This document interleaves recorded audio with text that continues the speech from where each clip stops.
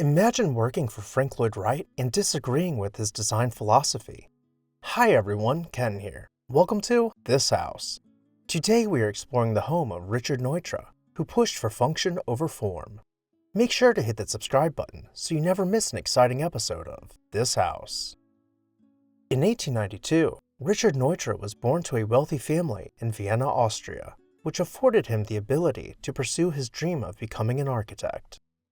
After attending university, he continued his education under Adolf Loos in 1910. Loos was an architectural visionary who challenged the young Neutra to cast aside his preconceived notions of architecture.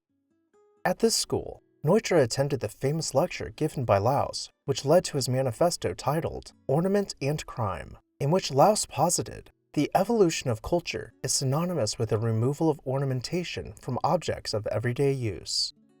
This way of thinking stripped architecture of artistry, reducing buildings to their fundamental forms as functional expressions of geometry.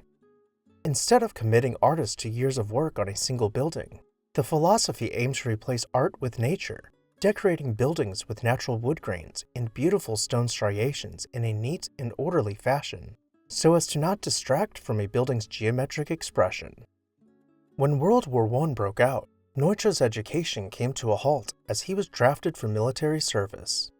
This exposure to the best and worst of humanity, mixed with the revolutionary lessons of minimalism, inspired him to create his own distinctive style. When the war ended, he moved to the United States to work under Frank Lloyd Wright, but quickly realized the flaw in Frank's practice. He became critical of the manner in which Wright would ignore his clients' needs and impose his own impractical visions upon them. So he left the practice and moved to Los Angeles to work with his friend Rudolf Schindler, where his career took off. He developed a system of interviews and questionnaires for his clients so that he could understand in great detail how they lived their day-to-day lives. Then, he would design a house to perfectly fit their needs. He saw several of Frank Lloyd Wright's clients coming to him to design more practical homes, including Edgar Kaufman, who had commissioned Wright's most famous work, Falling Water.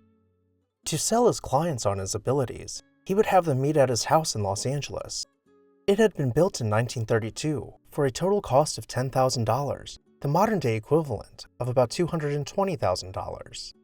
The bulk of the house's rooms were designed around a central stair hall, where Neutra manipulated the space to feel larger by seamlessly tying it to the outdoors by use of floor-to-ceiling windows, creating voidal corners where the house seemed to disappear into the garden.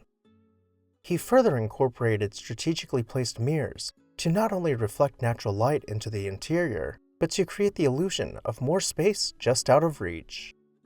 Unlike his contemporaries, such as Mies van der Rohe, Neutra created an open floor plan with cleverly designed private zones, allowing the family of five to each seek their own private retreats.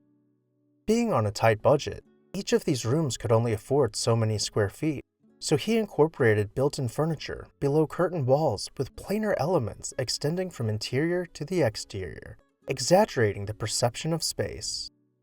Neutral tones were used throughout, allowing the interiors to hold as much natural light as possible, puncturing walls with pass-throughs to not only allow light to flood the interior, but to allow sightlines to continue, once again creating the illusion of more space.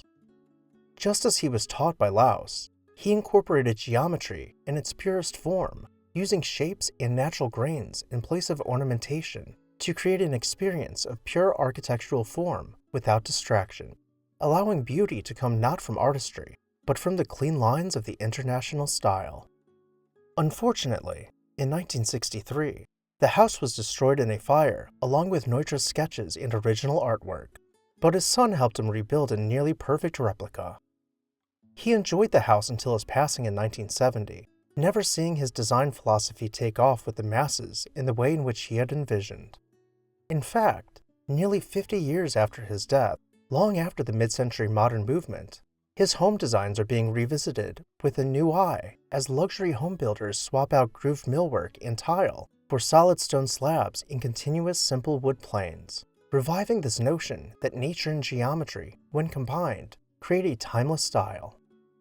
Today, the home of Richard Neutra, known as the Neutra VDL Studio and Residences, is open to the public for tours at Cal Poly Pomona. What do you think of his design? Could you live in a house like this? Let me know why or why not down below in the comments section. And while you're there, make sure to hit that subscribe button so you never miss an exciting episode of This House.